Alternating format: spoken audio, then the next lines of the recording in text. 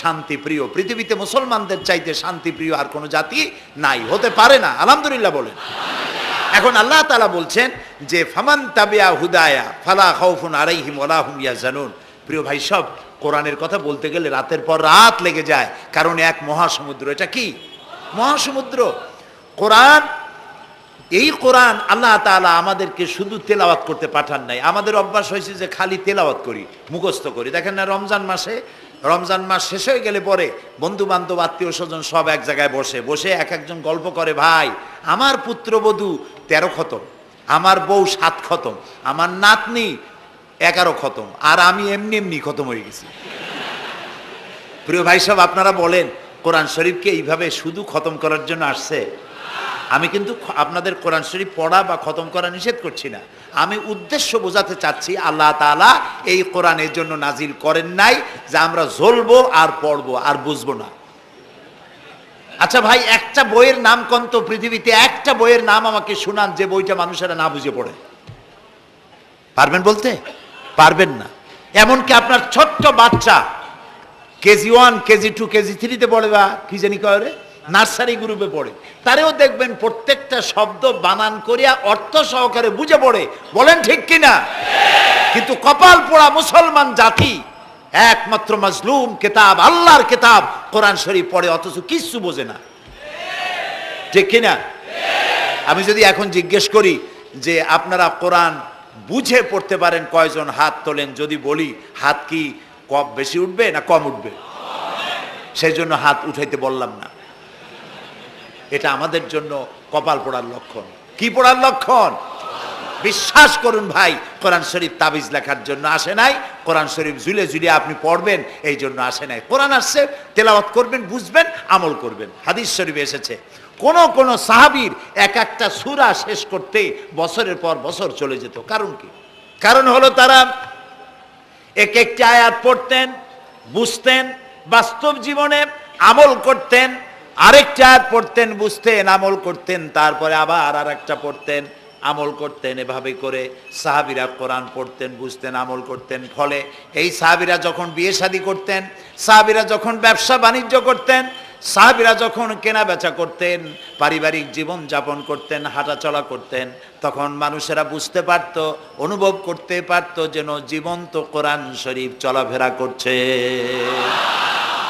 কোরআন যাদের কাছে, তাদের আমলের মধ্যে পরিবর্তন আসতে হবে। তো এরকম একটা বৈপ্লবিক কিতাব যাদের কাছে, তাদের তো আমলের মধ্যে পরিবর্তন আসবে। কি পরিবর্তন আসবে? এরা যদি ব্যবসায়ী হয় ওজনে কম দেবে না। সুবহানাল্লাহ কবেন না? আর এখন আমরা যা করি, সুবহানাল্লাহ থুইয়া খালি নাউজুবিল্লাহ কওয়া দরকার। ঠিক কিনা ভাই? মুসলমানের চাইতে এত ওজনে কম দেওয়ার লোক আর আছে কিনা সন্দেহ। ওজনে দেবে কম, খাদ্যে দেবে ভেজাল, সাক্ষী দেবে তো মিথ্যা সাক্ষী দেবে, ওয়াদা খেলাপ করবে, আমানতের খেয়ানত করবে, এরপরে ধার করবে, টাকা শোধ করবে না। ছেলে দিয়ে বলো আব্বা বাড়ি নেই। এখন সে যাইয়া যে টাকা চাইতে আসছে তারা বলে যে আব্বা বলছেন আব্বা নাকি বাড়ি নেই। বুঝতে পারছেন কথা? এই হলো মুসলমান। নাউজুবিল্লাহ কোন। এই জন্য আল্লাহ তাআলা নবী বলেছেন, ওয়ামান আমেলা বিহি উজেরা, যে ব্যক্তি কোরআন পড়বে, আমল করবে, আল্লাহ তাকে পুরস্কার দিবেন। কোথায় কোথায় দেবেন কোন তো? 2 জায়গায় দেবে, ইহকালেও দেবে, পরকালেও দিবে। দুনিয়ার পুরস্কারটা কি? দুনিয়ার পুরস্কারটা হলো যে চিন্তা থাকবে না, আর কোনো ভয়ও থাকবে না। ভয় থাকবে না কিসের? ভয় থাকবে না যেই সমাজে কোরআন মানা হবে, যেই সমাজের আইনের উৎস হবে কোরআন, ওই সমাজের মধ্যে চুরি, ডাকাতি, জেনা, ব্যভিচার, হত্যা, ধর্ষণ থাকবে না। কাজী ভীতিশূন্য, সমৃদ্ধিপূর্ণ, নিরাপত্তাপূর্ণ একটি সুন্দর সমাজ উপহার দেবে এই কোরআন। সুবহানাল্লাহ। সেই কোরআন আমরা তাবিজ বানাইছি, এটারে গোলাইয়া, এই কোরআন শরীফের পাতা লিখিয়া, তারপরে কি জানি কয়, পানির মধ্যে দিয়ে গোলাইয়া এগুলি খাওয়া হয়, মাদুলির মধ্যে ঢুকাইয়া গলার মধ্যে ঝুলানো হয়। দেখেন এই বাংলাদেশে যেসব কোরআন শরীফ ছাপা হয়, এই সব কোরআন শরীফের দুরবস্থা। এটা আছে কিনা আমি জানি না, আলহামদুলিল্লাহ এটা নাই। কোন কোরআন শরীফ যে বাংলাদেশে ছাপা হয়, সেগুলিতে লেখা থাকে সূরায়ে মায়েদার নকশা, সূরা ইউসুফের নকশা, সূরায়ে বনি ইসরাইলের নকশা। এই নকশা লিখা গলায় ঝুলাইলে পেটে ব্যথা ভালো হবে, ওই নকশা ঝুলাইলে মেয়ের বিয়ে হবে তাড়াতাড়ি, এই নকশা ঝুলাইলে যে মেয়েকে পছন্দ করো বিয়ে করতে পারবা তাড়াতাড়ি। নাউজুবিল্লাহ কর। নকশার মধ্যে আছে কি? নকশার ভিতরে আছে 1293, 1711, 513 হাবি জাবি কতগুলো নাম্বার দিয়া তারপরে লাল কালি দিয়ে দাগ দিয়ে দিয়ে ধান্দাবাজি করা। এরপরে ওই ধান্দাবাজি তাবিজের কোনায় কোনায় লেখে ইয়া জিব্রাইলো, ইয়া মিকাইলো, ইয়া ইসরাফিলো, ইয়া আজরাইলো। উপরে লেখে ইয়া বদুহ, নিচে লেখে ইয়া বদুহ। আমি একজন তাবিজ লেখককে জিজ্ঞেস করলাম, ভাই ইয়া আজরাইলু ইয়া মিকাইলু তো বুঝলাম, ইয়া বদুহ কি? কয়ে যে হুজুর আমি নিজেও বুঝি না বদুহ কি। এই হলো তাবিজ। এই তাবিজ লেখার জন্য আল্লাহ তাআলা কোরআন নাজিল করেন নাই। কথা কি বুঝে আসছে? তাবিজের জন্য আসে নাই, তদবিরের জন্য আসে নাই, শুধু পড়ব এজন্য আসে নাই। কোরআন এসেছে বোঝার জন্য, তেলাওয়াতের জন্য, বোঝার জন্য, কোরআন অনুযায়ী জীবন গড়ার জন্য। আল্লাহর নবী তাই বলেন, ওয়ামান আমেলা বিহি উজরা, কোরআন শরীফ যে পড়বে আর আমল করবে দুনিয়ায় শান্তি দেওয়া হবে, আখিরাতেও পুরস্কৃত করা হবে। আখিরাতের পুরস্কারটা কি? নবীজি বলেছেন, মান কারাল কোরআনা ফাস্তাজহারাহু ফাহাল্লা হালালাহু ওয়া হাররামা হারামাহু আদখালাহুল্লাহুল জান্নাহ ওয়া শাফাআহু ফি আশরাতিন মিন আহলি বাইতিহি কুল্লুহুম কাদ ওয়াজাবাত লাহুন নার। সাদাকান নবী সাল্লাল্লাহু আলাইহি ওয়াসাল্লাম। নবী করিম সাল্লাল্লাহু আলাইহি ওয়াসাল্লাম বলেছেন, যে ব্যক্তি কোরআন পড়লো, বুঝলো, আর কোরআনের হালালকে হালাল জেনে চললো, হারাম থেকে বিরত থাকলো, আর কোরআনের আইনকে প্রতিষ্ঠিত করার আন্দোলনে শরীক হলো, সুবহানাল্লাহ গণ, এরকম লোককে আল্লাহ তাআলা কিয়ামতের দিন জান্নাত দান করবেন। সুবহানাল্লাহ। ওয়ামান আমেলা বিহি উজরা ওয়ামান হাকামা বিহি আদালা। এ কোরআন শরীফ দিয়ে যে বিচার করবে, আল্লাহ তাআলা বলছেন সেই করবে কেবলমাত্র জাস্টিস, কিসত, জাস্টিস, ইনসাফ কায়েম করতে পারবে, যে কোরআন দিয়ে বিচার ফয়সালা করবে। আমাদের দেশে এই যে কোর্ট কাছারি আদালত আছে, এই কোর্ট কাছারি আদালতগুলি কোরআন দিয়ে যদি বিচার করতেন সেটা ইনসাফ হতো। যেহেতু ইনসাফ, আল্লাহর চাইতে ইনসাফগার আর কেউ নাই। আছে কি বলেন? নাই। এখানে ধরুন একজন মানুষ যদি একজনের একটা ঠ্যাং ভাঙে ফেলাই দিল, তাহলে বিচার কি হবে? ব্রিটিশ ল যেটা আছে, বাংলাদেশ পেনাল কোড যেটা আছে, এই পেনাল কোডে বলা হবে যে সলিমউদ্দিন ঠ্যাং ভাঙছে বসিরউদ্দিন, যে ভাঙছে তার জন্য শাস্তি এই হবে 6 মাসের জেল, 2000 টাকা জরিমানা করে দিল। এখন আপনি বলেন বিচার মাফে কি দিয়া? ইনসাফের প্রতীক কি? ইনসাফের প্রতীক দাড়িপাল্লা। এই দাড়িপাল্লায় এখন আপনি ওজন দেন ইনসাফ।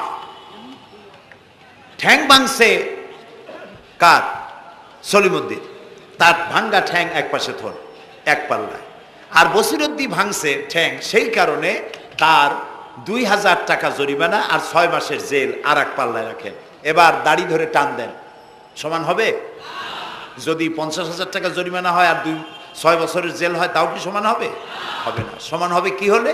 সমান হবে ওই সলিমউদ্দিন ভাঙ্গা ঠ্যাং এক পাল্লায় দাও, আর যে ভাঙছে তার নাম কি? বসিরউদ্দিন। বসিরউদ্দিন কেউ যদি থাকেন রাগ করবেন না, আমি একটা দৃষ্টান্ত দিচ্ছি।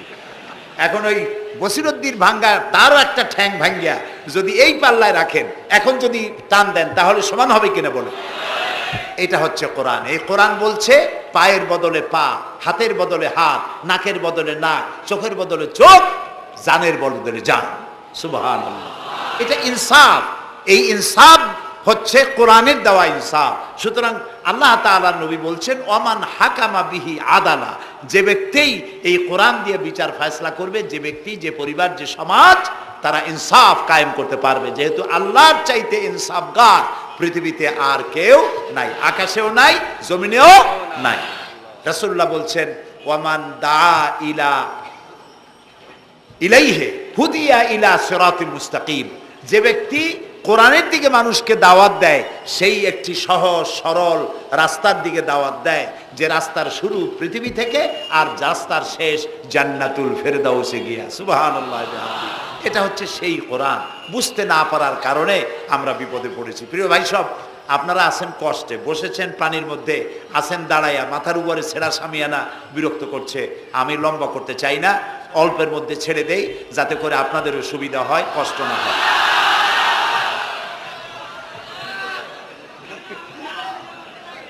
আমি না, তবুও আমি খুব লম্বা করব না, অল্পতে আমরা যাতে বুঝতে পারি এরকম একটু কথা আমি বলতে চাই, একটু বলি, এবং সেইটা বলবো, হ্যাঁ সেইটাই বলবো যেটা আপনারা শুনতে চান, সেইটাই বলবো যেটা শুরু করেছিলেন আমাদের রফিকুল ইসলাম খান ভাই, মহানগরীর সেক্রেটারি জনাব রফিকুল ইসলাম খান। আল্লাহ তাআলা ওনার প্রতি রহম করুন, আমরা বলি আমিন। এবং আমার বক্তৃতার পরে আমরা আমাদের সম্মানিত অ্যাসিস্ট্যান্ট সেক্রেটারি জেনারেলের কিছু কথা আমরা শুনবো ইনশাআল্লাহ। তো আমি ওই আয়াতটা দিয়েই কথা বলি। আল্লাহ তাআলা বলছেন, ইয়া আইয়ুহাল্লাযীনা আমানু হাল আদুল্লুকুম আলা তিজারাতিন তুনজিকুম মিন আযাবিন আলীম تؤمنون بالله ورسوله وتجاهدون في سبيل الله بأموالكم وأنفسكم ذلكم خير لكم إن كنتم تعلمون। হে বিশ্বাসীরা, তোমরা যারা ঈমান এনেছো শোনো, হাল আদুল্লুকুম আলা তিজারাতিন, আমি কি তোমাদেরকে এমন একটি ব্যবসার কথা বলবো না যে ব্যবসায় তোমাদেরকে জাহান্নামের কঠিন শাস্তি থেকে তোমাদেরকে রক্ষা করবে? এমন একটি ব্যবসার কথা বলবো না? তার মানে অবশ্যই এরকম একটা ব্যবসার কথা আমি তোমাদের বলবো যে ব্যবসা তোমাদেরকে জাহান্নামের কঠিন শাস্তি থেকে বাঁচায় দেবে। সুবহানাল্লাহ বলি। জাহান্নাম থেকে বাঁচাবার জন্য ব্যবসা শিখাচ্ছেন কে? আল্লাহ। এবার দেখেন, ব্যবসা এটা করলে লাভও আছে, নোকসানও আছে, ঠিক না? বলেন আছে কিনা? লস অ্যান্ড প্রফিট এর মধ্যে থাকবেই। কিন্তু আল্লাহ রাব্বুল আলামিন বলেন, আমার সঙ্গে যে ব্যবসা করবে ওই ব্যবসাটা হচ্ছে তিজারাতান লান তাবুর। আমার সাথে যে ব্যবসাটা করবা এই ব্যবসায় কোনো নোকসান নাই, শুধু লাভ লাভ আর লাভ। কে বলতেছেন? এরকম একটা ব্যবসা করবেন? আমি জানি আমরা লাভের ব্যাপারে খুব আছি, নোকসানে আমরা কেউ নাই। মানুষ লেখাপড়া জানুক আর না জানুক, লাভ যেখানে সেখানে মানুষ ঝাঁপ দেয় তাড়াতাড়ি। ওই যে বলে না যে এই হিসাব না জানলে কি হবে, কম দিলে টের পায়। আমরা লাভ খুব ভালোই বুঝি, এই জন্য এটা কোরআনও নয় হাদিসও নয়, একটি রূপক কথা।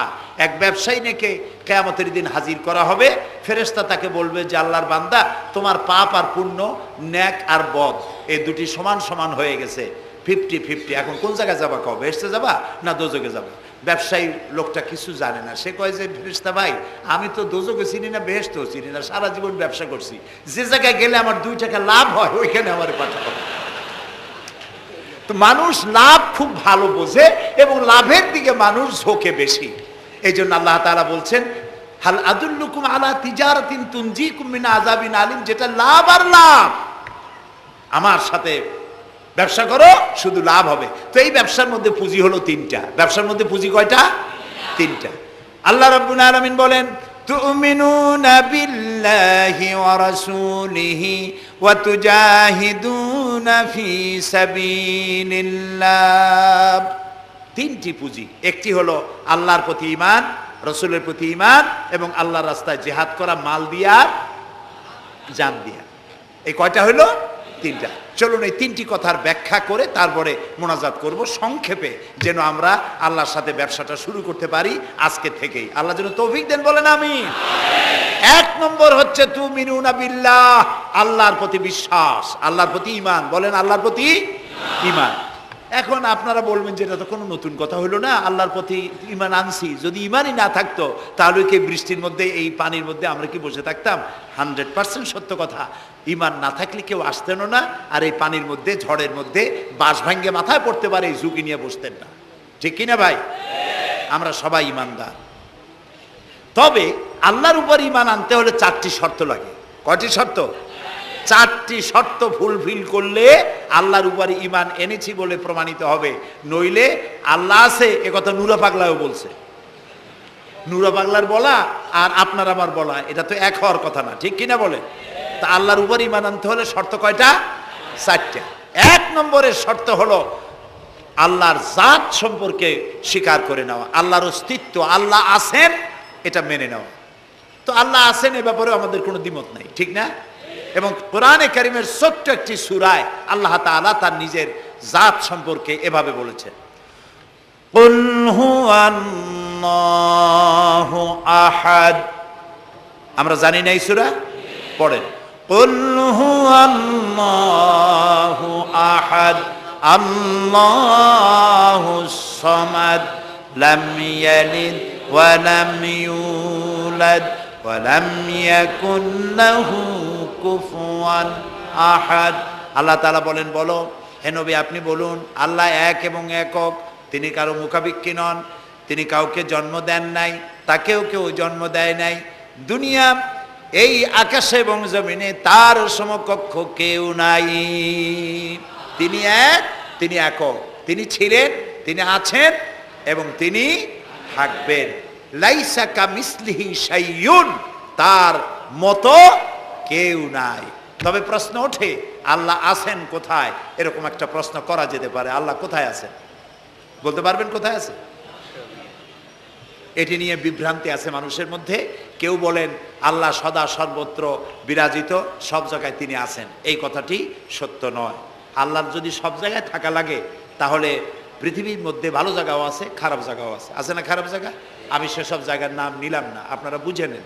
তাহলে আল্লাহ সব জায়গায় থাকলে এই কথা যদি সত্য হয় তাহলে এটি অত্যন্ত বেয়াদবিমূলক কথা, এ কথা ঠিক না। আল্লাহ আছেন কোথায়? আল্লাহ নিজেই বলছেন তিনি কোথায় আছেন। কোরআনে কারিমে রব্বুল আলামিন তিনি কোথায় আছেন একথা তিনি নিজেই বলে দিয়েছেন, আর রহমানু আলাল আরশিস তাওয়া। আল্লাহ তাআলা আরশের উপরে আছেন, সুবহানাল্লাহি ওয়া বিহামদিহি। এবং প্রত্যেক রাত্রে তিনি শেষ রাত্রে প্রথম আকাশে আসেন, নবী করিম সাল্লাল্লাহু আলাইহি সাল্লাম বলেছেন।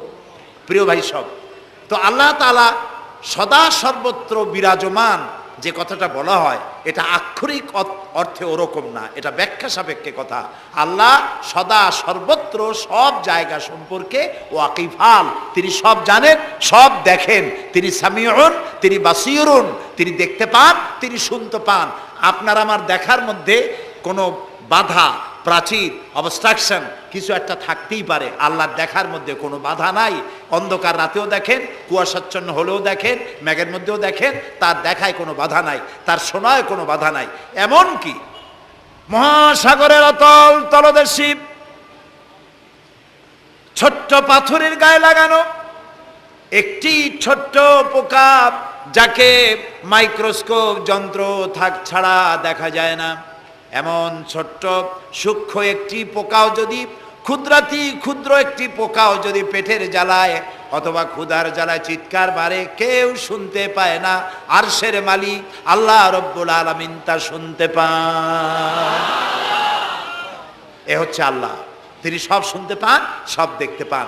তার জাত সম্পর্কে স্বীকার করে নেওয়া, মেনে নেওয়া, তিনি আছেন, তার শক্তি সহকারে তাকে মানা। আমরা যে কোনো জিনিস বিশ্বাস করি তার শক্তি সহকারে বিশ্বাস করি।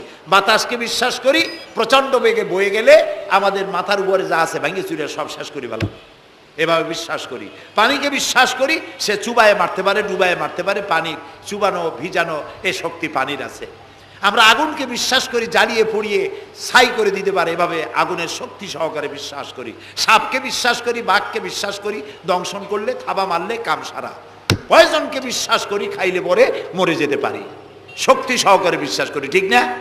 এখন আল্লাহরে বিশ্বাস করি, এই কথা শুধু বললেই হবে না, আল্লাহকে বিশ্বাস করতে হবে তার গুণ সহকারে। সেই জন্য 4টি শর্তের 1 নম্বর শর্ত হলো আল্লাহর অস্তিত্বকে মানা। 2 নম্বরের শর্ত হচ্ছে আল্লাহর গুণাবলীকে স্বীকার করা, মেনে নেওয়া। আল্লাহর গুণাবলী কি? কোরআন শরীফে আল্লাহর অনেকগুলি নাম আছে। আল্লাহ এ হচ্ছে ইসমে জাত। আল্লাহ এটা কি? ইসমে জাত, আসল নাম কি? আল্লাহ। বলেন সবাই আল্লাহ। ন কিন্তু আল্লাহ এটা অশুদ্ধ, বলার সময় মুখটা গোল হয়ে যাবে। আল্লাহ বলেন সবাই আল্লাহ। কি মধুর নাম, সুবহানাল্লাহ। সুবহানাল্লাহ। আল্লাহ নিজেই বলেছেন ওয়ালাহুল আসমাউল হুসনা, আল্লাহ রয়েছে সুন্দর সুন্দর নাম। 99টি নামের কথা কোরআনে কারিমে আল্লাহ তাআলা নিজেই বলেছেন। সুবহানাল্লাহ।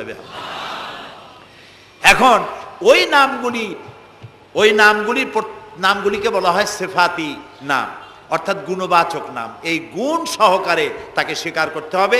তিনি রাজ্জাক, খেতে দেওয়ার মালিক কে? আল্লাহ। তিনি রব, সৃষ্টি করেন। তিনি খালেক, তিনি স্রষ্টা। তিনি রব, তিনি প্রতিপালনকারী।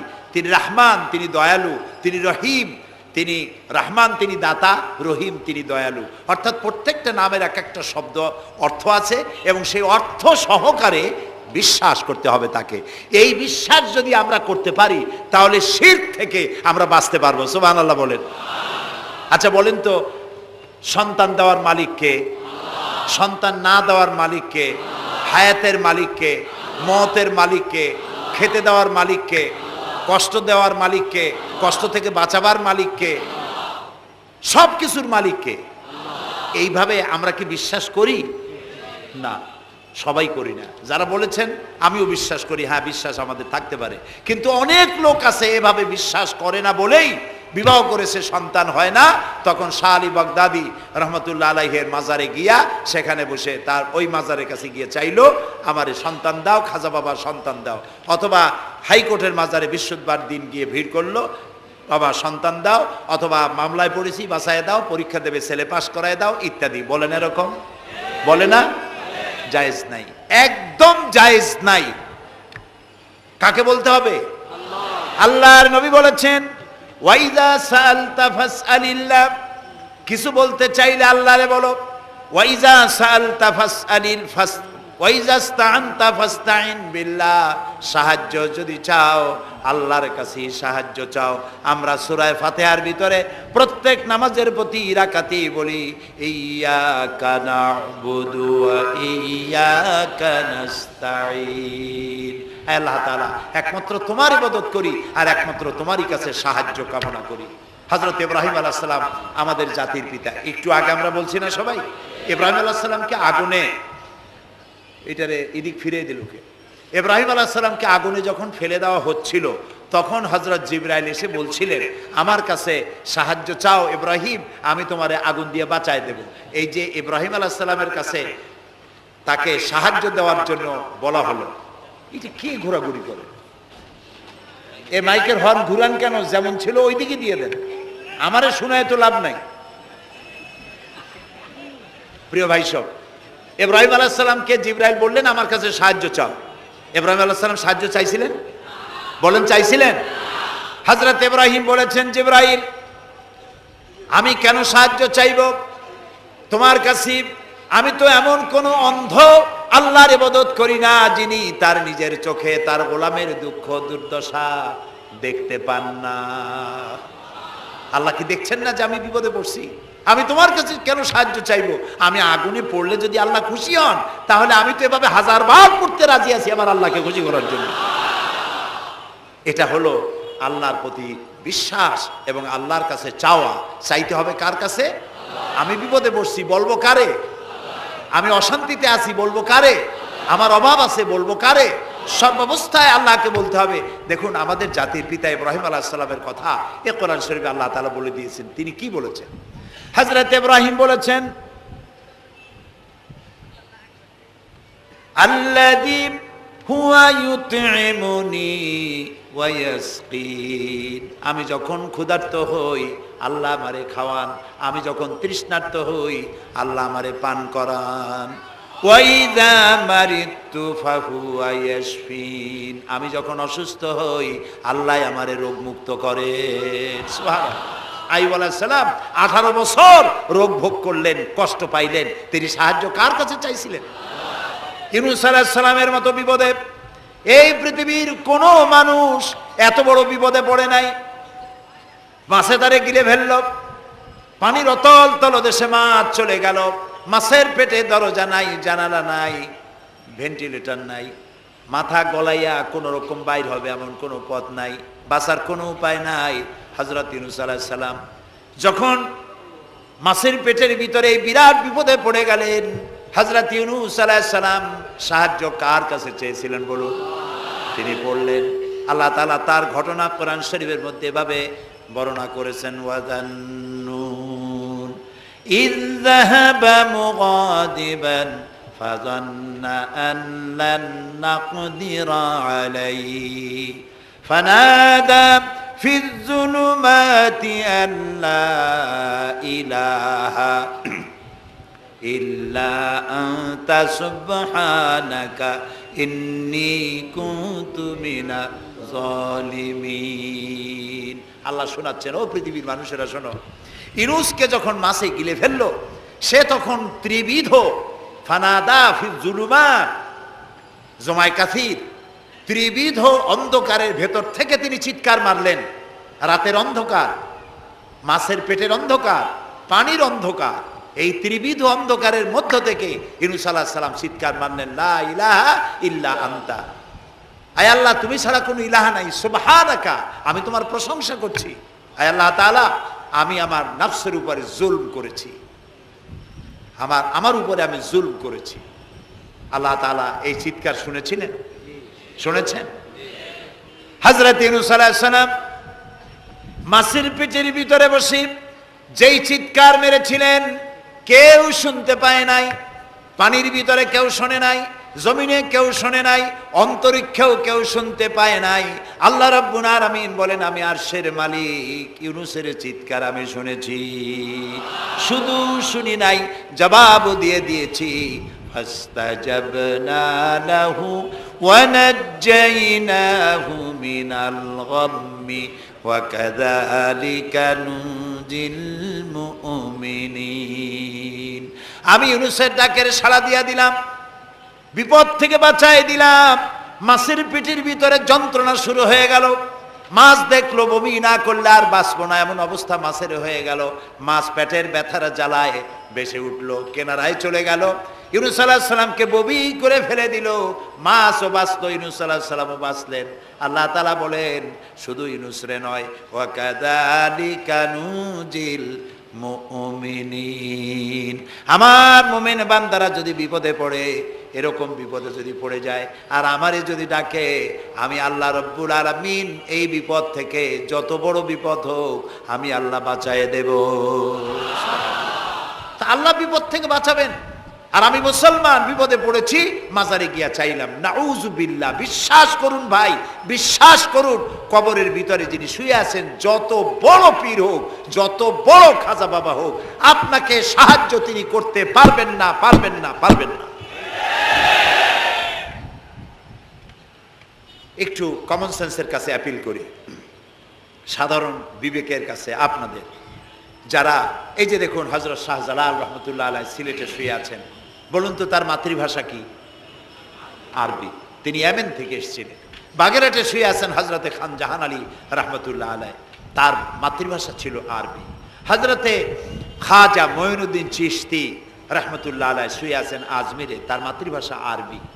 আমরা বাংলাদেশ থেকে, এই দেশ থেকে কোনো লোক গেল সিলেটে, গেল বাগেরহাটে অথবা বাগদাদে চলে গেল, এইসব বড় বড় আল্লাহর ওলিদের মাজারে গিয়ে বাংলা ভাষায় বলল, বাবা আমি তো বিপদে পড়ে আসছি, নির্বাচনে দাঁড়াইছি, আমি যেন জিততে পারি।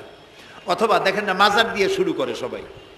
অথবা যায় বলল যে আমার বিয়ে করেছি 15 বছর, বাচ্চা হয় না, আমার একটা বাচ্চা। অথবা মামলায় পড়েছি, আমার একটু জিতায় দাও, ব্যবসা করি, এত টাকা লস দিতে দিতে শেষ হয়ে গেছি। বাবা আপনি বললেন কোন ভাষায়?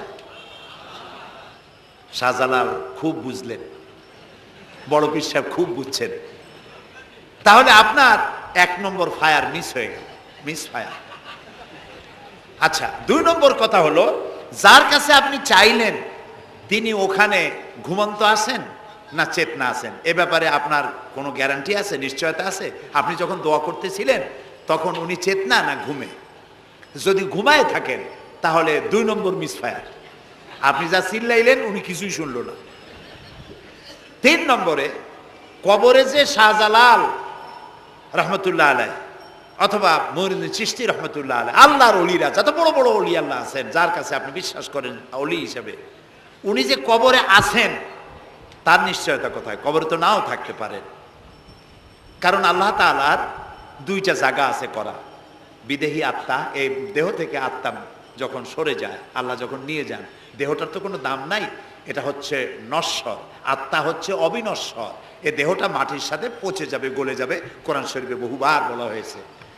তো আল্লাহ তাআলার দুইটা মেহমানখানা আছে, একটা হলো সিজ্জিন আর একটা নাম বলেন ইল্লিন, দুইটা মেহমানখানা।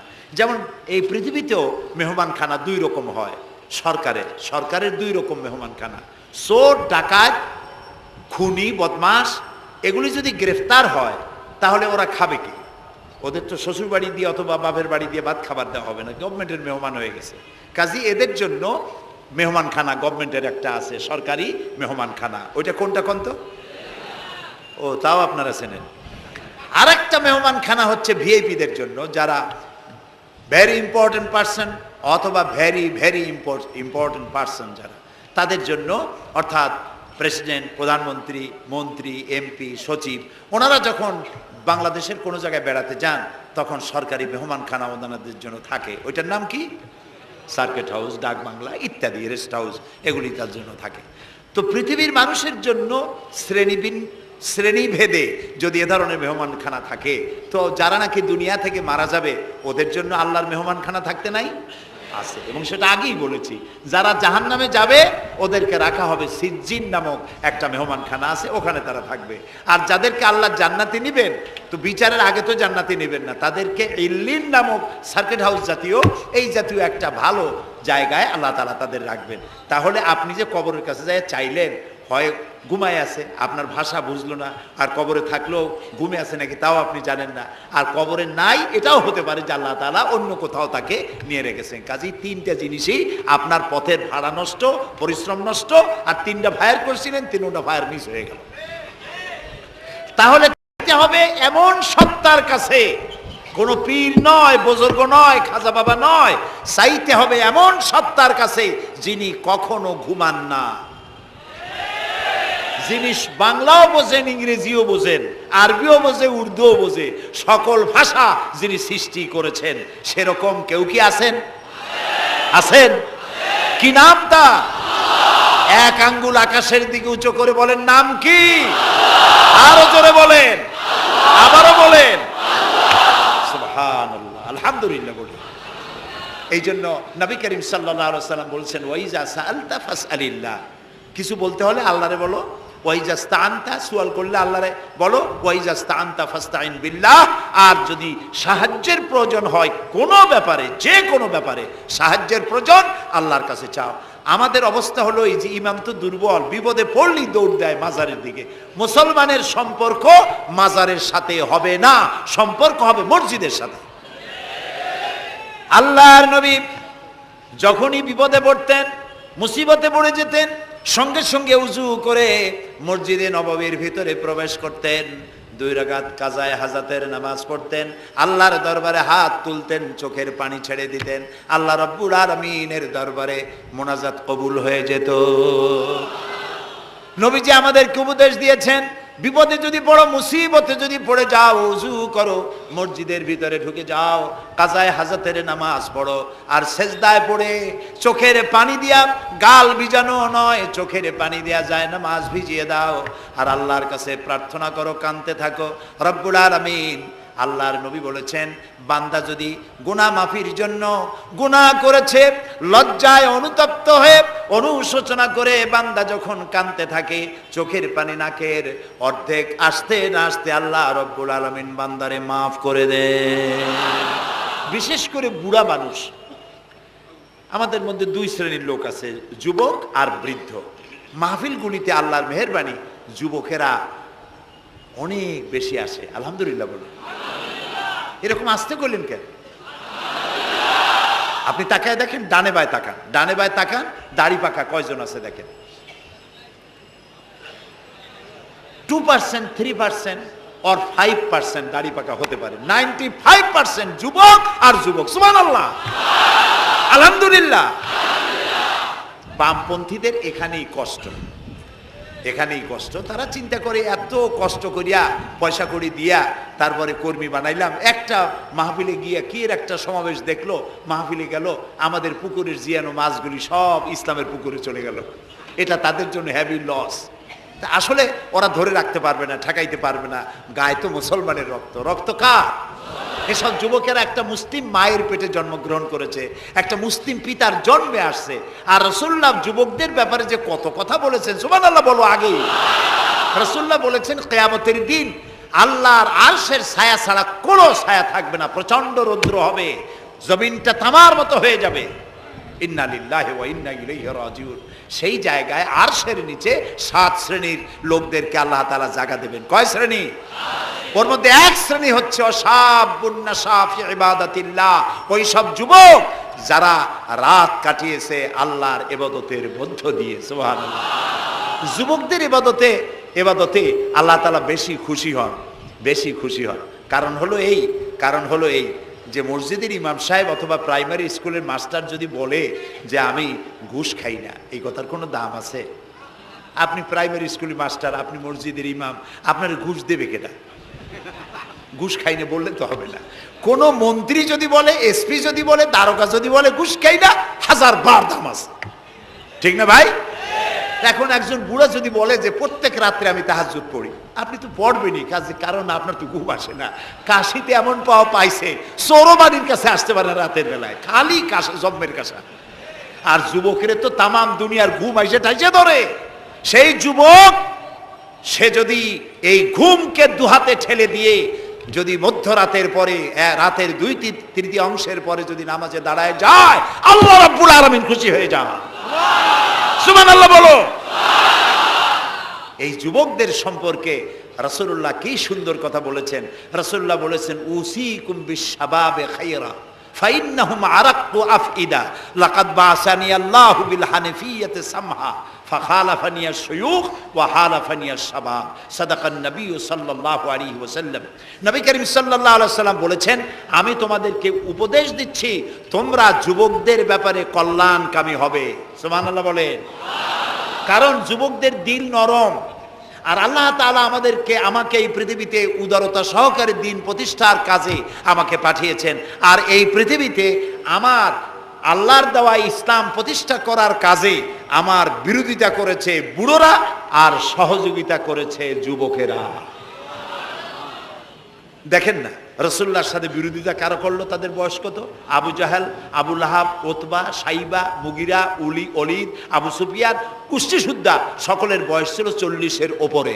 আর যারা ঈমান আনলো সর্বপ্রথম, তাদের বয়সগুলি রাসূলুল্লাহকে যারা সাহায্য করলেন, হযরতে জুবাইর ইবনুল আওয়াম, আব্দুর রহমান বিন আউফ ইসলাম কবুল করলেন, বয়স তখন 17 বছর। হযরতে আবু বকর ইসলাম কবুল করলেন, বয়স তখন 37 বছর। হযরত ওমর রাদিয়াল্লাহু তাআলা ইসলাম কবুল করলেন, বয়স তখন 26 বছর। হযরত আলী যখন ইসলাম কবুল করেছেন, বয়স তখন মাত্র 8.5 বছর। সব তরুণেরা, যুবকেরা ইসলামের জন্য রক্ত দিয়েছে, যুবকদের রক্তের উপর ইসলাম প্রতিষ্ঠিত হয়েছে। সুবহানাল্লাহ। সেই জন্য এই যৌবনকালে ইবাদতের মূল্য সর্বাধিক। আর বুড়োরাও যখন আল্লাহর দরবারে হাত তোলে, যারা বুড়ো আছেন, আমার বয়সে যারা এসে গেছেন বা আমার থেকে যাদের বয়স বেশি, আপনারা অসন্তুষ্ট হচ্ছেন না তো যে যুবকদের এত কইলাম আর আমরা কিছু পাইলাম না, এরকম বলবেন নাকি? এক বুড়ি এসে রাসূলুল্লাহকে বলছিলেন যে, হে রাসূল, আমার জন্য দোয়া করেন, আমি যেন জান্নাতে যাইতে পারি। রাসূলুল্লাহ বলছেন, বুড়ি তো জান্নাতে যাবে না, বুড়ি জান্নাতে যাবে না, বুড়ি তো কান্দে শেষ। রাসূলুল্লাহ বলতেছেন জান্নাতে যাবে না, রাসূলুল্লাহ বলছেন বুড়ি কান্দো না, তুমি যখন জান্নাতে যাবা একেবারে যুবতী হয়ে যাবা, তখন তুমি বুড়ি থাকবা না। সুবহানাল্লাহ। সুতরাং বুড়ো মানুষের মন খারাপ করার কারণ নাই, ওই যৌবন কালটা আমরা সবাই পার করে এসেছি। সুবহানাল্লাহ। সেটা যদি ভালো কাজে করে থাকি আল্লাহর কাছে পুরস্কার পাবো, আর যদি অন্যায় করে থাকি সেজন্য আল্লাহর কাছে বিনীতভাবে ক্ষমা চাই। আল্লাহ আমাদের মাফ করুন, বলি আমিন, সবাই বলি আমিন।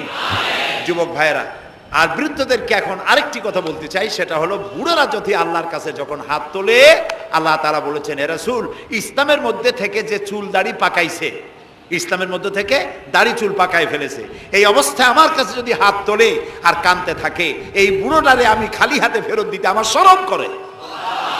আমি কেমনে বুড়োটারে খালি হাতে ফিরাই? একবার হযরত ওমর রাদিয়াল্লাহু তাআলা আনহু নবী করিম সাল্লাল্লাহু আলাইহি ওয়াসাল্লামের ঘরে প্রবেশ করে দেখছেন তিনি কাঁদছেন। হযরত ওমর জিজ্ঞেস করলেন, ইয়া রাসূলুল্লাহ, আপনি কাঁদছেন কেন? তিনি বললেন, এইমাত্র জিবরিল এসেছিল, জিবরিল এসে আমারে বলে গেল যে আপনার উম্মতের মধ্যে যেই সব লোক ইসলামের মধ্যে থেকে দাড়ি চুল পাকিয়েছে, কিয়ামতের দিন আল্লাহ তাআলা ওই সব বুড়া বুড়িদেরকে শাস্তি দিতে লজ্জাবোধ করবেন। হযরত ওমর বলেন, ইয়া রাসূলুল্লাহ, এ তো আপনার উম্মতের জন্য শুভ সংবাদ, আপনি কাঁদেন কেন? আল্লাহর নবী বলেন, হে ওমর, আমার কান্নার কারণ ভিন্ন। আমার কান্নার কারণ হচ্ছে আমার লজ্জা করে, আমার লজ্জার অনুভূতিতে আঘাত লাগে এই ব্যাপারে যখন আমি চিন্তা করি যে আল্লাহ রাব্বুল আলামিন যেই বুড়াদেরকে কিয়ামতের দিন শাস্তি দিতে লজ্জা বোধ করবেন, সেই বৃদ্ধ মানুষগুলো আল্লাহর সাথে নাফরমানি করতে লজ্জা বোধ করে না। এই জন্য এই দুঃখে, এই লজ্জায় আমি কান্দি। বয়সের একটা সীমা থাকা উচিত যে আপনি কোন পর্যন্ত পাপ করবেন। বুড়া হয়ে গেছে, তারপরও মদ খায়, তারপরে জেনা, ব্যভিচার, শয়তানি, বদমাশি, এগুলি কি? দাড়ি চুল পাকা এগুলি কি? এগুলি আগে পাকতো না কারো। পৃথিবীতে সর্বপ্রথম দাড়ি আর চুল পেকেছে হযরত ইব্রাহিম আলাইহিস সালামের। এর আগে কারো দাড়ি চুল পাকে নাই। ইব্রাহিম আলাইহিস সালাম প্রশ্ন করলেন আল্লাহর কাছে যে আল্লাহ তাআলা, এটা কি হলো আমার? আল্লাহ তাআলা বললেন, এটা হচ্ছে ওয়াকার, এটা মর্যাদা, তোমার সম্মানকে বাড়িয়ে দেওয়া হলো। তো দাড়ি চুল পাকলে সম্মান বাড়ে। এই দাড়ি চুল পাকলো, এগুলি সিগন্যাল, সংকেত। দাড়ি পাকছে, সংকেত দেওয়া হলো তুমি কিন্তু বয়সের প্রান্তে এসেছো। চোখে কম দেখো, আর একটা সিগন্যাল, মৌতের আর একটা সিগন্যাল। খাইয়া হজম করতে পারো না, আর একটা সিগন্যাল। তুমি ঘুমাইতে পারো না, রাতের বেলা ঘুম আসে না, আর একটা সিগন্যাল। দাঁড়াতে পারো না, কোমর ব্যথা করে, আর একটা সিগন্যাল। একটার পর একটা সিগন্যাল আসতেছে, 1 নম্বর, 2 নম্বর, ডেঞ্জার সিগন্যাল নাম্বার 10। তারপরেও হুঁশ হয় না মানুষের। নাউযুবিল্লাহি মিন যালিক। আল্লাহ তাআলা আমাদের হুঁশে আসার তৌফিক দান করুন, আমরা বলি আমিন। প্রিয় ভাই সব, খুব লম্বা করা যাবে না। 2 নম্বরে বলছিলাম আল্লাহর গুণাবলীর উপরে বিশ্বাস। 3 নম্বরে আল্লাহর কুদরত, আল্লাহর ক্ষমতায় বিশ্বাস। আল্লাহরে বিশ্বাস করি, এই কথার দাম নাই। দাম হবে 4টা শর্ত পূরণ করলে। কয়টা শর্ত? 3 নম্বরে আল্লাহর ক্ষমতা। 3 নম্বরে কি? আল্লাহর ক্ষমতা কি? আল্লাহর ক্ষমতা হচ্ছে রাতকে দিন বানান, দিনকে রাত বানান, জীবিতকে মৃত্যু করেন, মৃত্যুর ভিতর থেকে জীবন দান করেন, সাগরকে নগর বানান, নগরকে সাগর বানান। তিনি মরুভূমিতে ঝর্ণা, মরুভূমির ভিতরে পানির প্রস্রবণ চালু করে দিতে পারেন, মরা গাছে ফুল ফুটায় দিতে পারেন। শুধু 2টা অক্ষর কুন বলেন হও, আর সঙ্গে সঙ্গে হয়ে যায়। আল্লাহ তাআলা বলেছেন ফাআলুন লিমা ইউরিদ, যা খুশি তিনি তাই করতে পারেন। সুবহানাল্লাহ বলে। এই মাত্র কয়েক মাস আগে সুনামি কি হয়েছিল? এইটা যদি হয় সুনামি, তাহলে কুনামি কি আল্লাহ জানে। সুনামি হইল মালয়েশিয়া, ইন্দোনেশিয়া, মালদ্বীপ, শ্রীলঙ্কা, ইন্ডিয়া, থাইল্যান্ড, এই উপকূলীয় এলাকায় সুনামি। মাত্র 1.5 মিনিট, 1.5 মিনিটের সুনামিতে জলকম্পন আর পানি কম্পনে 2.5 লক্ষ মানুষ শেষ, আর 1 লক্ষ মানুষের কোনো খোঁজ নাই। প্রায় 3.5 থেকে 4 লক্ষ মানুষ দুনিয়া থেকে বিদায় হয়ে গেল 1.5 মিনিটের মধ্যে। আর সমুদ্রের পানি 33 থেকে 35 ফিট উঁচু হয়ে পানি এসে নগর, গাড়ি বাড়ি ভেঙে চুরে পাতার মতো, শুষ্ক পাতার মতো সব উড়িয়ে ভাসিয়ে শেষ করে দিল। সুবহানাল্লাহ।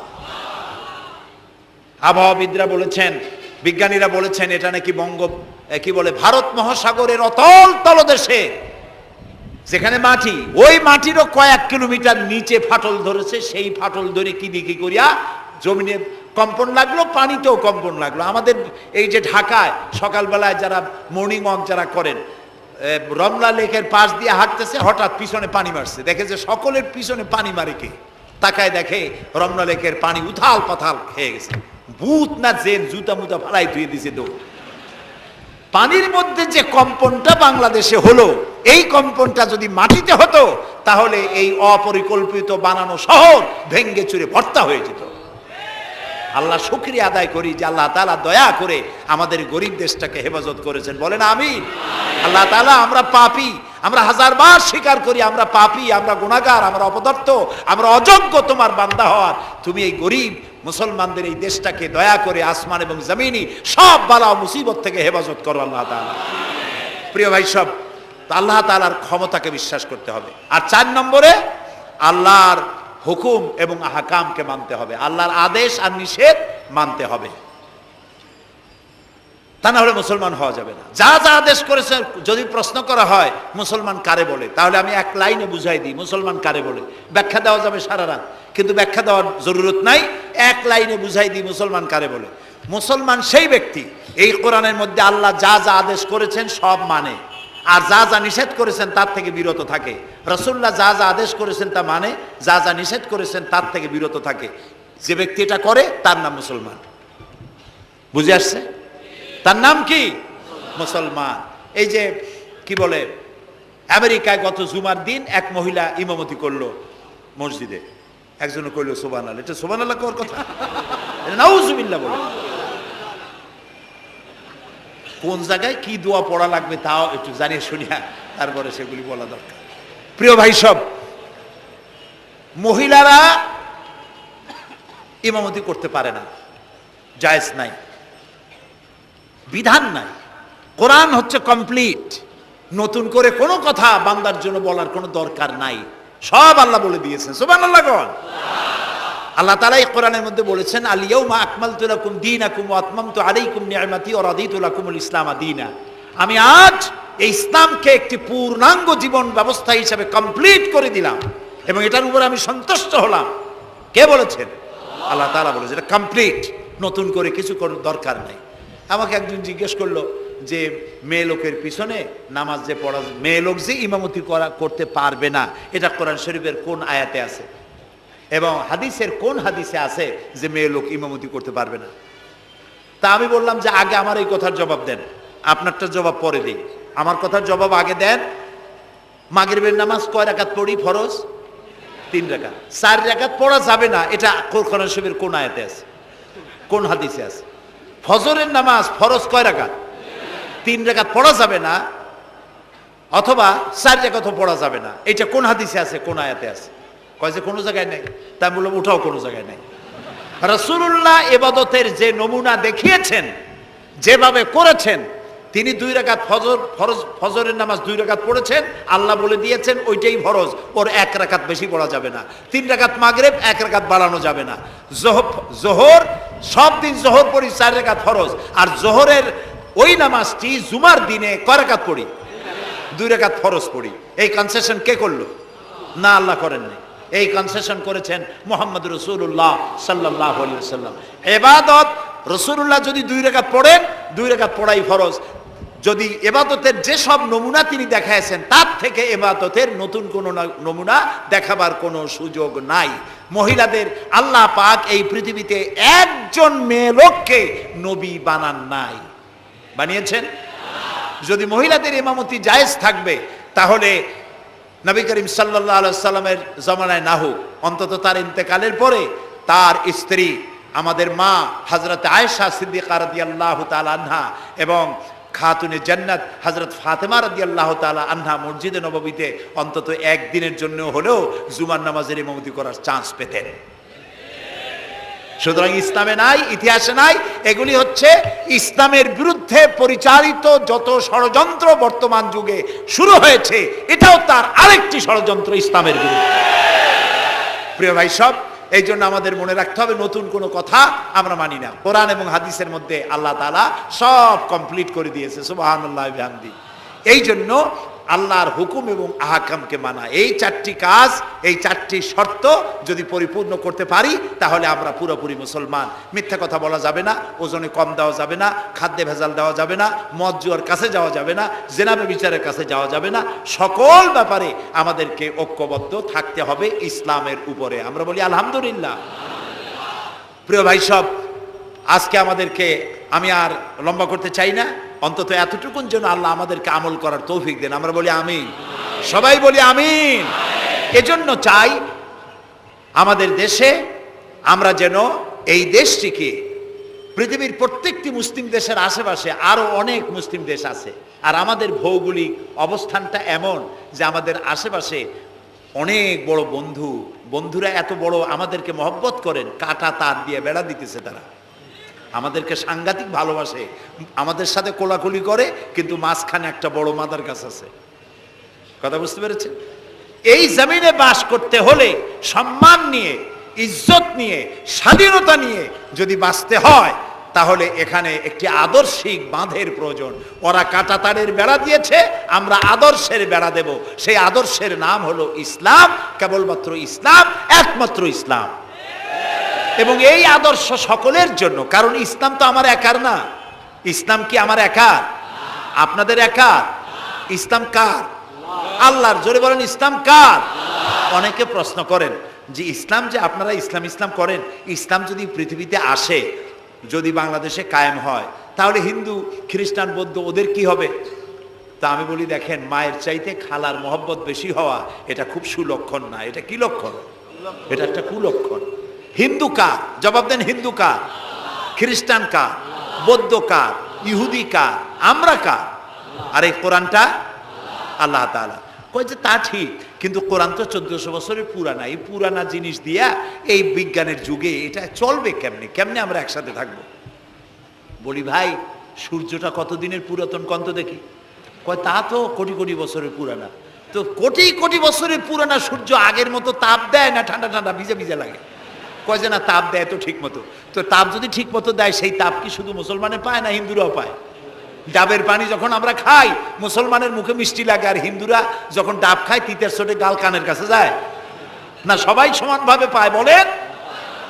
তাহলে কোটি কোটি বছরের পুরানা সূর্য জাতি, ধর্ম, দল, মত নির্বিশেষে বিশ্বব্যাপী যদি তার কল্যাণময়িতা, যদি তার কল্যাণ করতে পারে, তাপ দিতে পারে, আলো দিতে পারে সমভাবে, তাহলে মাত্র 1500 বছর আগের সূর্যের তুলনায় একেবারেই টাটকা কোরআন শরীফ। মাত্র 1500 বছর আগে এই কোরআন শরীফ দিয়ে যদি আইন তৈরি হয়, তাহলে হিন্দুর কোনো অসুবিধা হওয়ার কথা? খ্রিস্টানের, মেয়ে লোকের, পুরুষের, কারো কোনো অসুবিধা হবে? হতে পারি না, যেহেতু এই কথাগুলি কার? আল্লাহ তাআলার কথা। দেখুন, কোরআন যদি মানা হয়, যেখানে মানবেন সেখানে শান্তি, যেখানে মানবেন না সেখানে অশান্তি। আল্লাহ তাআলা এই কোরআন বোঝার তৌফিক আমাদেরকে দান করুন। আমরা বলি আমিন। কোরআন এইভাবে এই সামান্য সময় বোঝানো সম্ভব না। সেই জন্য আমি আপনাদেরকে উপদেশ দেওয়ার মতো আমি এরকম ধৃষ্টতা দেখাবো না। আমি পরামর্শ দিতে চাই আপনাদেরকে, যে সেটা হচ্ছে কোরআন বোঝার জন্য তাফসীর পড়বেন। কি পড়বেন কন্ত? যেই তাফসীরটা পড়লে পরে ইসলাম বুঝবেন, নিজেকে বুঝবেন, নিজের দায়িত্বের অনুভূতি বুঝবেন, সেই তাফসীরটার নাম তাফহিমুল কোরআন। বলেন তো নামটা কি? আর একবার বলেন। 19 খণ্ডে সমাপ্ত। এটি নামটা যদিও আরবি, এটি বাংলায় অনুবাদ করা হয়েছে। বাংলা আমার মায়ের ভাষা, আলহামদুলিল্লাহ কোন। বাংলা ভাষার জন্য আমরা গর্বিত, আলহামদুলিল্লাহ কোন। আর ভাষার স্রষ্টা পৃথিবীর কোনো মানুষ নয়, ভাষার স্রষ্টা কে? আল্লাহ চুজ করেছেন আমাদেরকে বাংলা ভাষার জন্য, তাই আমরা বাংলা ভাষী। আর বাংলা আমার প্রিয় ভাষা, আমার মায়ের ভাষায়, আমার বাপের ভাষায়, এই বাংলা ভাষায় কোরআন শরীফে অনেক তাফসিরের বাংলা হয়ে গেছে, আলহামদুলিল্লাহ। এবং হাদিস, এমন কোন হাদিস নাই যার বাংলা হয় নাই। এমন কোন ইসলামী সাহিত্য যা মুসলমানদের জন্য প্রয়োজন, তার সবগুলি বাংলা ভাষায় ছাপা হয়ে গেছে, আলহামদুলিল্লাহ। কিন্তু আমাদের একটু কপাল খারাপ, এখানে বিমল মিত্রের কড়ি দিয়ে কিনলাম এত বড় বই, এগুলো পড়তে মাথায় যন্ত্রণা হয় না। শরতের রচনা বলি, রবীন্দ্রের রচনা বলি, বঙ্কিমের রচনা বলি, পড়তে মাথায় যন্ত্রণা হয় না। বড় বড় নাম করা নাট্যকারদের লেখা এই সেই হাবিজাবি কত বইপত্র, সব পড়তে পারে, কিন্তু কোরআন শরীফের একটা তর্জমা, একটা আয়াত, 2টা আয়াত পড়ার মতো ধৈর্য আমাদের নাই। প্রিয় ভাই সব, যারা পড়ে না তারা পৃথিবী গড়তে পারে না, যারা পড়ে তারাই গড়ে। আপনি চিন্তা করে দেখেছেন, গত 100 বছরের ভিতরে এই মুসলমানেরা পৃথিবীকে কিছু উপহার দিতে পেরেছে আবিষ্কার করে। আপনার পকেটে যে মোবাইল, আমার পকেটে যে মোবাইল, এটা আমাদের আবিষ্কার করা না? কম্পিউটার আমাদের আবিষ্কার করা না? কিন্তু যখন আমরা পড়তাম তখন আমরা আবিষ্কারও করতাম। এক সময় ঘড়িটা আমরা আবিষ্কার করেছি। আপনার আমার হাতে যে ঘড়ি, এই ঘড়ি আবিষ্কার করেছে মুসলমানেরা। কম্পাস আবিষ্কার করেছে মুসলমান। অ্যালজাবরা, ম্যাথামেটিক্স, জিওমেট্রি আবিষ্কার করেছে মুসলমানরা। এই সার্জারি, শল্য চিকিৎসা আবিষ্কার করেছে মুসলমানেরা। অনেক বন্দুক, কামান আবিষ্কার করেছে মুসলমানেরা। যারা যখন তারা পড়তো তখন তারা দেশ গড়ত, পৃথিবী তাদের পায়ের উপরে চুমা খাইতো। এখন লেখাপড়া নাই, অন্যের বানানোটা সেইটা গ্রহণ করি। যদি পড়তাম তাহলে নিজেকেও করতে পারতাম, পৃথিবীকেও কিছু দিতে পারতাম। এই জন্য কোরআন শরীফের মধ্যে আল্লাহ তাআলা প্রথম রসুলের কাছে যে আয়াত নাজিল করেছেন সেটা নামাজ না, রোজা না, হজ না, যাকাত না, প্রথম যে কথা বলেছেন সেটা ছিল ইকরা বিস্মি রাব্বিকাল্লাযী খালাক। পড়ো পড়ো, রিড অ্যান্ড রিড। তুমি তোমার প্রভুর নামে, তোমার আল্লাহর নামে পড়ো। আল্লাহ প্রথম কি বলেছেন? পড়ো। সেই পড়ার কাছে আমরা নাই। আমরা কি ওয়াদা করতে পারবো যে এখন থেকে আমরা পড়বো? পারবো ওয়াদা করতে? এই পৃথিবীকে যদি কিছু দিতে চাই, আমার নিজের পরিবার যদি গড়তে চাই, সমাজ এবং রাষ্ট্র বিনির্মাণে যদি কোনো অবদান রাখতে চাই, পড়ার কোনো বিকল্প নাই। আসুন আমরা সবাই মিলে পড়ি, ইসলামের বইপত্র পড়ি, সাহিত্যের কোনো অভাব নাই। ইসলামী সাহিত্যের বিশাল ভান্ডার খুলে দেওয়া হয়েছে বাংলাদেশে। আলহামদুলিল্লাহ কর, জোরে আলহামদুলিল্লাহ কর। তাফহিমুল কোরআন কোথায় আছে খুঁজে বের করতে হবে। মাত্র 1000 টাকা হাদিয়া, মাত্র 1000 টাকা। পানের দোকানেও এখন তাদের পুঁজি অনেক বেশি। আলহামদুলিল্লাহ, আমার দেশের মানুষের ইনকাম বাড়ছে। আলহামদুলিল্লাহ কর। এইরকম আলহামদুলিল্লাহ কোন আসতে পয়সা বাড়লো আপনাদের? কোন আলহামদুলিল্লাহ। মানুষের না শুকুরিটা বেশি। দেখেন রোজার মাসে কাঁচামরিচের দাম একটু বেড়ে গেল, দেখছেন না শুকুরি, তখন কি চিল্লা পাল্লা শুরু হয়ে গেল। কাঁচামরিচ 180 টাকা, এই দেশে থাকবো না। তো লোকেরা বলেছে আপনারা যান না কেন? আচ্ছা, বেগুন হইছে 80 টাকা কেজি, বেগুন 80 টাকা। তো রোজার মাস বেগুন 80 টাকা, বেগুনি খাইতে পারে না। বাংলাদেশের মানুষ তো উদ্ভাবনী ক্ষমতা আছে। পত্রিকায় দেখলাম যে পেঁপেনি বানাইছে তারা, পেঁপে কাইটিয়া তাতে বেসন লাগাইয়া বেগুনি আর বানাইতে পারে নাই, পেঁপেনি বানাইছে। তো দেখলাম যে নোবেল, এই ভাজা পোড়ার উপরে যদি নোবেল পুরস্কারের কোনো ব্যবস্থা থাকতো তাহলে বাংলাদেশ নোবেল পুরস্কার পাইতো পেঁপেনি বানাইয়া। বেগুন হয়েছে 80 টাকা, সেই জন্য ঝগড়াঝাটি এক শেষ। কাঁচামরিচ 120 টাকা, সেজন্য একেবারে চিল্লায় শেষ। কিন্তু মূলা যখন 3 টাকা, গরুতেও খায় না, এত মূলা হইলো, এত কপি হইলো, সেজন্য আল্লাহ শুকরিয়া নাই, শুকরিয়া আদায় করে না। মানুষকে আল্লাহ শুকর আদায় করতে হবে। এই দেশ আমাদের, এটা মার্চ মাস, এই দেশে এই মাসেই দেশ স্বাধীন হয়েছিল। সেই স্বাধীনতার জন্য যারা জীবন দিয়েছিলেন তাদের জন্য আমরা মোনাজাতে দোয়া করব, এবং এই স্বাধীনতা, সার্বভৌমত্ব কিয়ামত পর্যন্ত আল্লাহ যেন এই দেশে টিকিয়ে রাখেন, সেজন্য আল্লাহর কাছে আমাদেরকে দোয়া করতে হবে। স্বাধীনতার কত দাম এটা বুঝতেছে আজ প্যালেস্টাইনের ফিলিস্তিনি মুসলমানেরা, বুঝতে পারছে কাশ্মীরের মুসলমানেরা, বুঝতে পারতেছে চেচনিয়া বসনিয়ার মুসলমানেরা। আমরা যেন, আমাদেরকে আল্লাহ তাআলা যেন কিয়ামত পর্যন্ত এই স্বাধীনতার মর্যাদা দেওয়ার তৌফিক আমাদেরকে যেন দেন, আমরা বলি আমিন। প্রিয় ভাই সব, সেই জন্য বলছিলাম পড়তে হবে, বইপত্র কিনবেন, মাত্র 1000 টাকা হাদিয়া। তাফহিমুল কোরআন প্রথম খণ্ডকে যদি একসাথে সব না কিনতে পারেন, অন্তত 1 খণ্ড, 2 খণ্ড, 3 খণ্ড কিনে হলেও পড়বেন। আর 5 ওয়াক্ত নামাজকে সঠিকভাবে আদায় করবেন। যেভাবে ওয়াজ শুনতে আসছেন, তাফসীর শুনতে আসছেন, এইভাবে মসজিদে গিয়ে বা জামাত নামাজ আদায় করবেন। নামাজ পড়লে কপাল খুলবে। কপাল হলো সৌভাগ্যের প্রতীক, আর নাক হলো মর্যাদার প্রতীক। মানুষে বলে না যে ভাই আমার কপাল পুড়ছে, কপালে কি আগুন লাগছিল? পুড়লো কেন? কপাল পুড়ছে মানে ভাগ্য নষ্ট হয়েছে। আবার বলে ভাই আমার নাক কাটা গেছে, তো নাক কাটছে কি দিয়ে? ছুরি দিয়ে না কেসি দিয়ে? নাক কাটা গেছে মানে কি?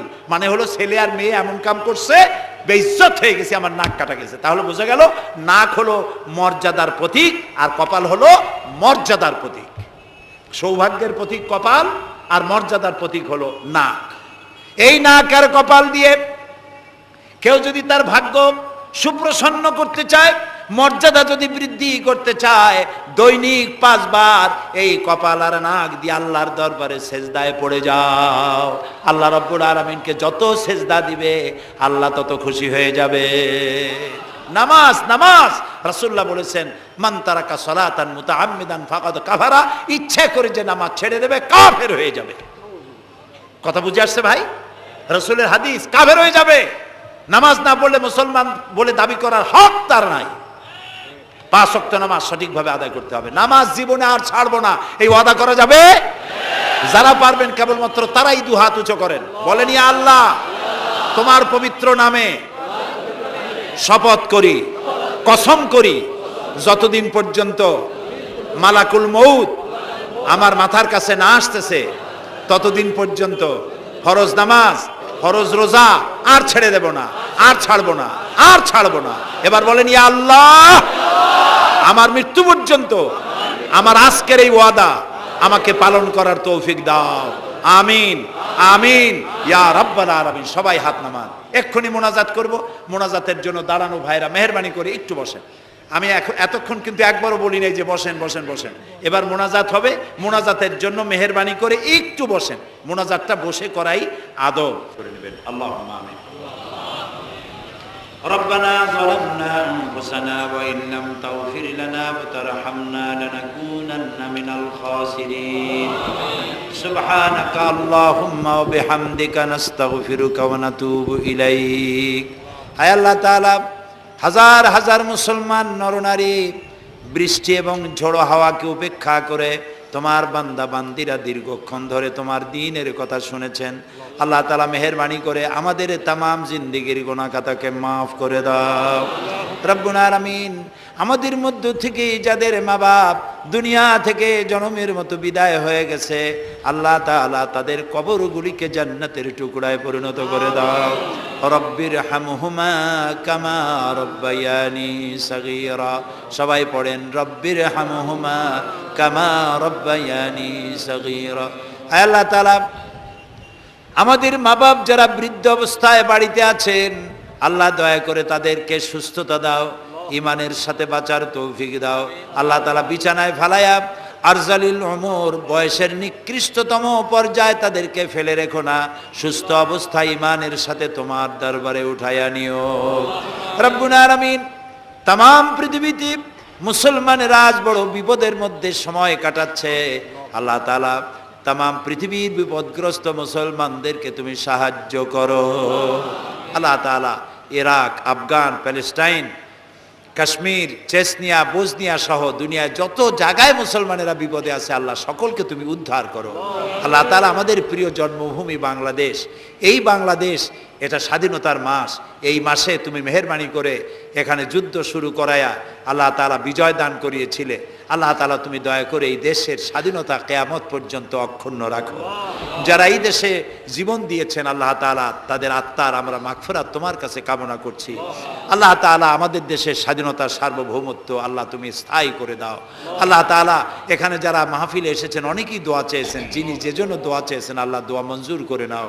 আল্লাহ এই মাসে, এই মাসগুলিতে এখানে এই বাংলাদেশে ঝড় হয়, টর্নেডো হয়, জলোচ্ছ্বাস হয়। আল্লাহ তাআলা গরিব দেশ, তুমি দয়া করে আমাদের গুনার দিকে না তাকায়া আল্লাহ তাআলা তুমি তোমার হাবিবের সদকায় আমাদের দেশে বালা মুসিবত থেকে, বিপদ থেকে আমাদের দেশটাকে তুমি হেফাজত করো।